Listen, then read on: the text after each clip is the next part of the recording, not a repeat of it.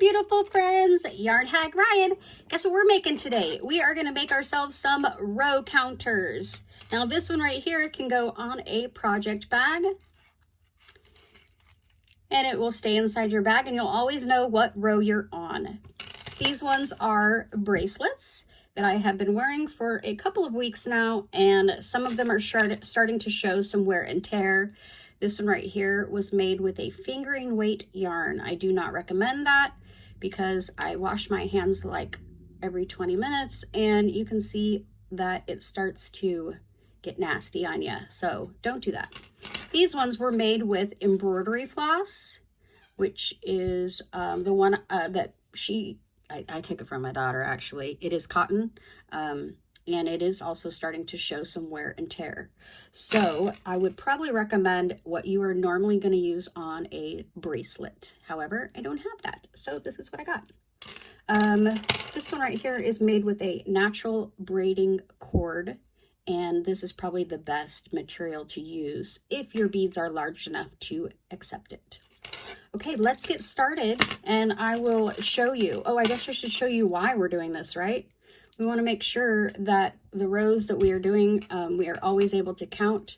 And with this little invention, you will not mistake what row number you are on. If you're making a bracelet, it is key that you assign a special bead as your start bead so that you will know which side is the row, so that you don't get confused. Am I on row 7 or am I on row 12?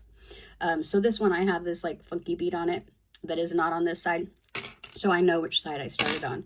On this one right here, we did a green bead up at the start and a red bead at the stop, and that works as well. So just keep that in mind. This is actually the bracelet that I bought thinking that I was going to be able to count my rows, but let me show you what it does. See this little thing right here? You throw it to the other side of the bead, and that way you know where you're at. But when you're wearing this throughout the day, this little thing goes wherever the heck it wants to go. And so you don't know where you're really at. So that was worthless. Okay, we are going to be using some pony beads today. I'm going to be using a keychain. We've got some natural braiding cord and our scissors.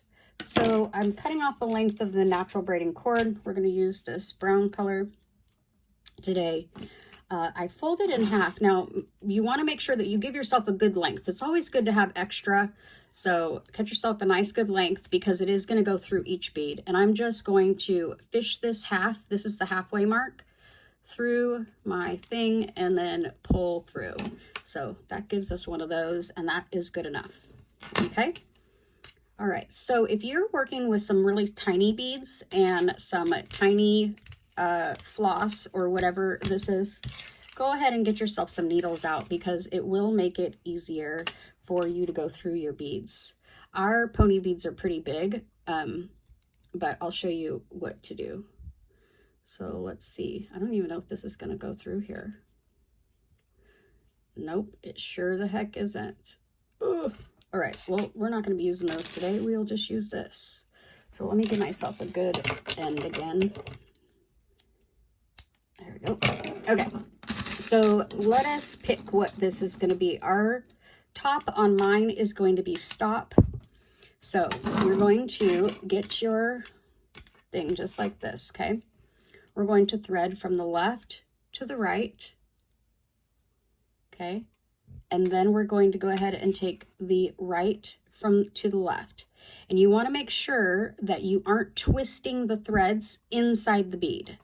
If you do that, it will make that bead much harder for you to pull up and down. It almost forms like a knot inside, and so you want the bead to be able to move freely up and down. So just don't twist the threads, okay? So then now we're just going to start over. That's literally how easy this is. This is so difficult with my nails this long. Okay, so let's go from left to right. There we go. And then we're going to go from right to left, and we're not twisting that up on the inside, and then we will pull. Okay, let's go ahead and get another one here, and I'm not paying attention to color. but you can totally make some really neat things. You could probably hang several strings off of your project bag if you had like a large project that you were working on. Or if you want to do, say, rows of 10 with large beads, and then, you know, do some smaller beads of a row of 10, and that would be able to count by ones, and then the other one would count by tens. So this is all we're doing this whole time. We're just not going to be twisting the cording inside the bead. That's the important part, okay? And then you kind of just cinch it up just like that. I'm going to do a couple more, and then I'll show you how to end it. And I want to end mine, of course, with a green bead. That will be my go bead. Jeez. Jeez Louise. Okay, here we go. All right, and let's get us a green bead for the start button. There we go.